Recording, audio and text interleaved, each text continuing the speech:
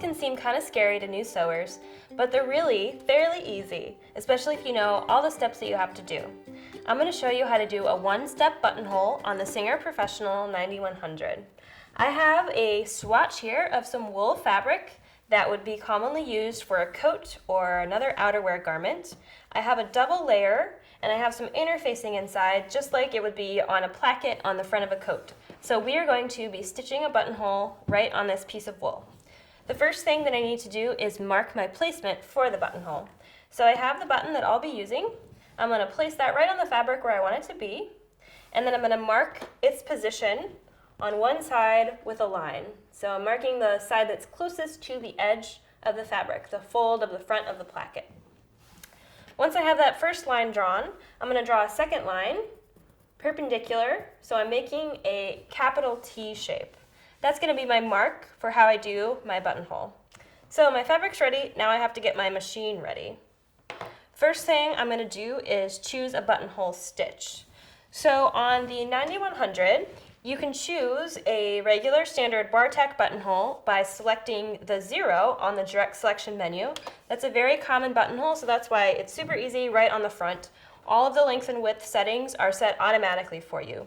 There are several other buttonholes though. If you wanted to go to the second stitch menu by clicking the mode button and pulling out the first menu card, there's stitches 14 through 21. Those are all buttonholes. So you have some keyhole buttonholes, some round buttonholes, you even have a stretch buttonhole. So there's lots of buttonholes to play around with.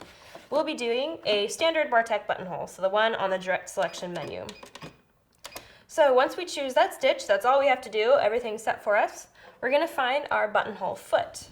The buttonhole foot looks like this. It has a picture of a button right at the top, and it's labeled with a D. So the way that this foot works, the button is going to fit in this upper compartment. So this slides up and down.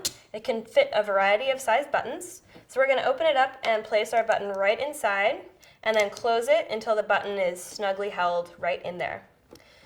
Down here is a metal pin, so this is how we're going to attach the buttonhole foot to our machine. So I'm going to take off the standard presser foot by pushing on the presser foot release lever right behind the needle right there. I will put this foot aside, and I'm going to put the buttonhole foot on the machine with the button to the back of the needle. So the button's behind the needle, and I'm going to put that pin right under the presser foot holder and gently lower the presser foot holder down until it snaps into place. You might have to move the foot around a little bit in order to find the place where it snaps in. I'm also going to pull down my buttonhole lever, which is this lever right here. You want to make sure you pull it down all the way, and you also want it to be in between these two prongs sticking out on the left side of your buttonhole foot. These prongs are how your machine is going to know when to turn around based on the size of the button, so it's important that this is all the way down and that's between those two prongs. Okay, so my machine is all set up. Now it's time to sew my buttonhole. I'm going to take my fabric and place it under the foot. And if you need to, you can use the presser foot lifter to raise the presser foot even further, just to get it under there. And to line it up, you want to get that first horizontal line that we made right in the little window of the presser foot, right here. It should be pretty much filling up that window. And then the second line we made, the perpendicular line, should be centered on the foot, so going directly up and down the foot this way. Once you have that all set, you can go ahead and just kind of hold the upper thread out of the way and start sewing. And the machine does all the movement. It's just your job to kind of manage the fabric, make sure it's not getting caught up on anything. This machine starts at the bottom and stitches up for the buttonhole, so just keep that in mind as you're lining up your fabric.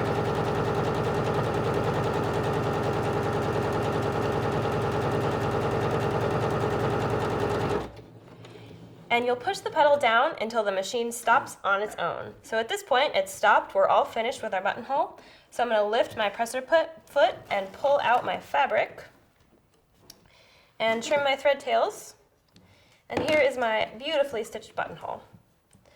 At this point, I would take a hand sewing needle and thread both upper threads through the eye and bring them to the back of the fabric and tie all the thread tails in a knot and just cut them off. All right, so our buttonhole is stitched, but the button can't get through because it's still a solid piece of fabric, so we need to open it. To do that, I'm going to take 2 straight pins. I'm going to use these for protection so that I don't accidentally cut through my buttonhole.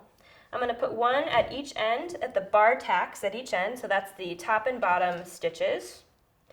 The pins are going to prevent me from slicing through my thread. I'll take the seam ripper that came with my machine, and I'm going to go right in the center, down through all of the layers, fabric and everything, being very careful not to cut through my thread. And I will cut all the way to the end with the seam ripper, and it'll hit that pin and prevent me from going through my stitches. Then I'll turn it around, and I will slice right through the other side to open my buttonhole. So I can take my pins out, and my buttonhole is open and ready for a button. So if I was doing a whole row of these down the front of a coat, the one-step buttonhole is really helpful because the machine does all of the figuring out of the settings and when to start and stop and turn around, so they would all look exactly the same and beautiful. So see, buttonholes are easy.